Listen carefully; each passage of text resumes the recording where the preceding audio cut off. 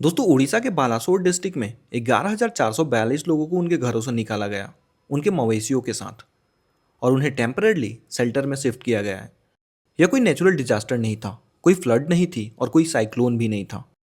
यह हुआ इसलिए क्योंकि डीआरडीओ के चांदीपुर इंटीग्रेटेड टेस्ट रेंज के लॉन्च कॉम्प्लेक्स 3 से कुछ ऐसा फायर होने वाला है जिसके लिए 3.5 किलोमीटर के रेडियस को खाली करना जरूरी समझा गया है। और दोस्तों जैसे ही ये खबर आई, मेन स्ट्रीम मीडिया तुरंत एक नाम पर आ गया, अग्नि 6 आईसीबीएम। लेकिन दोस्तों रुकिए, क्योंकि जो दिख रहा है और जो एक्चुअली हो रहा है उसमें काफ़ी फ़र्क हो सकता है। आज हम इस पूरे सिनेरियो को पीस बाय पीस एनालाइज करेंगे। इवैक्यूएशन का पैटर्न, एरिया वार्निंग्स की एब्सेंस, दिव्यास्त्रा के साथ कनेक्शन और वो सारे सवाल जो मेन स्ट्रीम मीडिया नहीं पूछ रहा है। तो दोस्तों सबसे पहले फैक्ट्स क्लियर करते हैं। 11 जून 2026 की सुबह यानी कल उड़ीसा के बालासोर डिस्ट्रिक्ट में सीनियर डिस्ट्रिक्ट ऑफिशियल और पुलिस की कोऑर्डिनेशन में एक बड़ा ऑपरेशन चलाया गया। चांदीपुर आईटीआर के लॉन्च कॉम्प्लेक्स 3 यानी LC3 के 1 किलोमीटर से लेकर 3.5 किलोमीटर के रेडियस में जितने भी विलेजेस थे, वहां के 11,442 लोगों को और उनके जानवरों को निकालकर 5 डेजिग्नेटेड शेल्टर्स में भेजा गया। Badhanpur multipurpose cyclone centre, Badhanpur high school, Bhimpur multipurpose cyclone centre, Tundra multipurpose cyclone centre और निधिपदा सेवा सरन, ये वो जगह हैं जहां इन लोगों को टेम्पररली रखा गया है। टेस्ट कंप्लीट होने के बाद और सेफ्टी क्लियरेंस मिलने के बाद इन्हें वापस भेज दिया जाएगा। अब दोस्तों यहाँ पे इंपॉर्टेंट पॉइंट है, यह एरिया डेंसली पॉपुलेटेड है और बात केवल 2.5 से 3.5 किलोमीटर जोन की हो रही है, इसलिए 11,000 का नंबर सुनने में बड़ा नहीं लगता है और ये अनयूजुअल नहीं है। और जो अनयूजुअल है वो ये है कि इस स्केल का इवैक्यूएशन बहुत कम केसेस में होता है और जब भी होता है तो कुछ बड़ा होने वाला होता है। अब दोस्तों यहीं से शुरू होती है असली एनालिसिस। डीआरडीओ जब भी कोई मिसाइल टेस्ट करता है तो उसका एक पैटर्न होता है और वो पैटर्न बहुत कुछ बता देता है। जब मार्च 2024 में दिव्यास्त्र का पहला टेस्ट हुआ था यानी अग्नि 5 का MIRV इक्विप्ड वर्जन, तो उस वक्त भी इसी तरह का इवैक्यूएशन किया गया था, क्योंकि उस वक्त डीआरडीओ पहली बार किसी नए सिस्टम को फायर कर रहा था। डेटा कम था, अनसर्टेनिटीज ज़्यादा थी, तो प्रिकॉशन मैक्सिमम था। लेकिन जब दिव्यास्त्र का दूसरा टेस्ट हुआ तो कोई इवैक्यूएशन नहीं हुआ था, क्योंकि पहले से टेस्ट का डेटा डीआरडीओ के पास था, कॉन्फिडेंस लेवल हाई था और रिस्क को एक्सेप्टेबल माना गया था। और यह पैटर्न बेहद इंपॉर्टेंट है। अगर यह दिव्यास्त्र का तीसरा टेस्ट होता तो लॉजिकली इवैक्यूएशन का कोई रीज़न ही नहीं था, क्योंकि दूसरा टेस्ट बिना इवैक्यूएशन के हो चुका था। तो इस बार इवैक्यूएशन क्यों? या तो यह इंटायरली नए मिसाइल सिस्टम का पहला टेस्ट है जिसके बारे में डीआरडीओ के पास अभी लिमिटेड डेटा है, या तो कोई ऐसी कॉन्फ़िगरेशन टेस्ट की जा रही है जो पहले कभी नहीं की गई थी। दोस्तों मेन स्ट्रीम मीडिया ने डायरेक्टली अग्नि 6 का नाम लिया है और यह कोई रैंडम स्पेकुलेशन भी नहीं है, क्योंकि इसके पीछे कई कारण हैं। अप्रैल 2026 में DRDO chief doctor Sameer V Kamat ने पब्लिकली कहा था कि डीआरडीओ फुली प्रिपेयर्ड है अग्नि 6 के फुल स्केल डेवलपमेंट के लिए, बस गवर्नमेंट अप्रूवल का वेट है। डीआरडीओ चीफ ने यह भी कहा था कि 10,000 किलोमीटर से ज़्यादा रेंज की मिसाइल टेस्ट करने की कैपेबिलिटी डीआरडीओ के पास है और वो किसी भी समय ये कर सकते हैं। फिर 8 मई 2026 यानी पिछले महीने अग्नि 5 का advance MIRV equipped variant test किया गया था। उस टेस्ट की विजुअल इतनी स्ट्राइकिंग थी कि दूर बांग्लादेश के कॉक्स बाजार तक आसमान में ल्यूमिनस ट्रेल देखी गई थी। और उस वक्त भी अग्नि 6 की स्पेकुलेशन शुरू हो गई थी, लेकिन वो अग्नि 5 का एडवांस वर्जन था, अग्नि 6 नहीं था। तो क्या अब अग्नि 6 फाइनली आ रहा है? दोस्तों थियरी के लेवल पर अगर आप अग्नि 5 से अग्नि 6 की कंपैरिजन करें तो स्पेसिफिकेशन एक्सपेक्टेड की जाती है वो 8,000 से 12,000 किलोमीटर की रेंज की MIRV कैपेबिलिटी और पूरी मिसाइल कंपोजिट मटेरियल से बनी हो, जिससे वो कंपैरेटिवली लाइटर हो।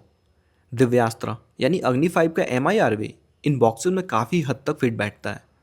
इसके अलावा दोस्तों अग्नि 6 की बिगेस्ट जंप होगी रेंज में। अगर यह टेस्ट होता है तो इंडिया उन सेलेक्टेड कंट्रीज़ में शामिल हो जाएगा जिसके पास ऑपरेशनल ICBM कैपेबिलिटी है। लेकिन दोस्तों यहाँ पे एक बहुत बड़ा रेड फ्लैग है जो इस अग्नि 6 थियरी को कॉम्प्लिकेट करता है। जब भी कोई लार्ज बैलिस्टिक मिसाइल टेस्ट होती है उसके पहले एक एरिया वार्निंग जारी की जाती है, जिसे हम नोटम भी कहते हैं, यानी नोटिस टू एयरमैन, और मैरीटाइम वार्निंग्स भी, जो मिसाइल की ट्रेजेक्ट्री के आधार पर काफ़ी कुछ रिवील कर देती है। पिछले महीने अग्नि 5 MIRV टेस्ट के पहले बे ऑफ बंगाल में 6 से 9 मई के बीच का नोटम जारी किया गया था और उसी से एनालिस्ट ने समझ लिया था कि कुछ बड़ा लॉन्ग रेंज का होने वाला है। अब इस करंट इवैक्यूएशन के साथ कोई large area warning publicly available नहीं है जो किसी भी बैलिस्टिक मिसाइल को सपोर्ट करे। तो इसके दो कारण हो सकते हैं दोस्तों। पहला ये है कि वार्निंग बहुत शॉर्ट नोटिस पे दी जाएगी डिलिबरेटली, ताकि चाइनीज स्पाई शिप्स को इंडियन ओशन में आने का टाइम ना मिले और वो इस टेस्ट को मॉनिटर ना कर पाए। और यह एक वैलिड स्ट्रैटेजिक कंसिडरेशन भी है और डीआरडीओ ने पहले भी ऐसा किया है। दूसरा ये है कि यह किसी एयर लॉन्च या फिर ग्राउंड टू एयर कैटेगरी का वेपन हो सकता है जिसकी ट्रैजेक्टरी लैंड के ऊपर हो, इसलिए मैरीटाइम एरिया वार्निंग नहीं दी गई है। दोस्तों, अगर आप एरिया पैटर्न को केयरफुली देखें तो यह एक एयर टू ग्राउंड या फिर air to air weapon system test को भी सपोर्ट करता है। लेकिन जो अभी पिक्चर बन रही है वो ये है कि इवैक्यूएशन कन्फर्म्ड है, कुछ बड़ा तो होने वाला है, लेकिन वो एग्जैक्टली क्या है, अग्नि 6 है या फिर कुछ और, अभी ऑफिशियली कन्फर्म नहीं है। दोस्तों, इसके अलावा एक और बड़ा एंगल है जिसे इग्नोर नहीं किया जा सकता और वो थोड़ा अनकन्वेंशनल भी है। क्या ये मिसाइल वॉरहेड के साथ टेस्ट की जा रही है?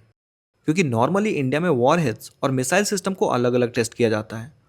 वॉरहेड टेस्ट होती है पोखरन में, मिसाइल टेस्ट होती है चांदीपुर में या फिर अब्दुल कलाम आइलैंड से। लेकिन पिछले कुछ समय में काफ़ी कुछ बदला है दोस्तों। ऑपरेशन सिंदूर के बाद इंडिया के स्ट्रैटेजिक पोस्चर में एक विजिबल शिफ्ट आई है। रिस्पॉन्स टाइम तेज हुआ है, सिस्टम मोर ऑपरेशनली ओरिएंटेड हो रहे हैं।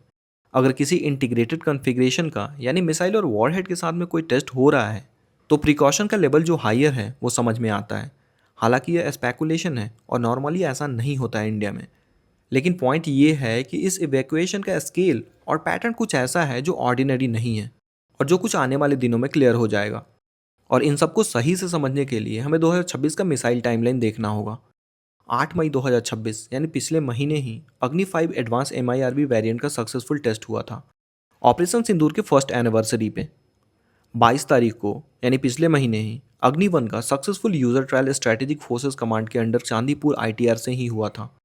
और अब जून यानी इस महीने चांदीपुर ITR के LC3 से एक और टेस्ट जिसके लिए 12,000 लोगों को इवैक्यूएट किया गया है।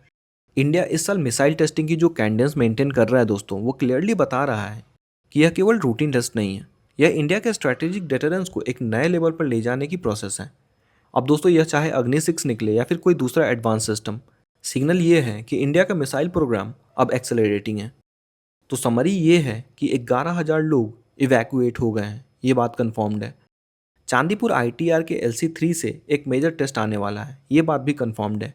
अग्नि 6 ICBM अनकन्फर्म्ड है, लेकिन इसकी स्पेकुलेशन लगाई जा रही है। एरिया वार्निंग पैटर्न अग्नि 6 जैसी लार्ज बैलिस्टिक मिसाइल को अभी सपोर्ट नहीं करता है, लेकिन यह डिलिबरेटली शॉर्ट नोटिस स्ट्रैटेजी भी हो सकती है। इवैक्यूएशन का स्केल और पैटर्न क्लियरली इंडिकेट करता है कि यह कोई नया सिस्टम या कोई नई कॉन्फ़िगरेशन है जिसका DRDO को अभी लिमिटेड डेटा है। जैसे ही ऑफिशियल कंफर्मेशन आएगी DRDO या फिर मिनिस्ट्री ऑफ डिफेंस की तरफ से, हम तुरंत आप तक लेकर आएंगे। इस वीडियो को उन दोस्तों के साथ जरूर शेयर कर दीजिएगा जो इंडियन डिफेंस में इंटरेस्ट रखते हैं। वीडियो को सब्सक्राइब कर दीजिएगा और लाइक भी कर दीजिएगा। तो मिलते हैं अगली वीडियो में किसी अन्य टॉपिक के साथ, तब तक के लिए जय हिंद।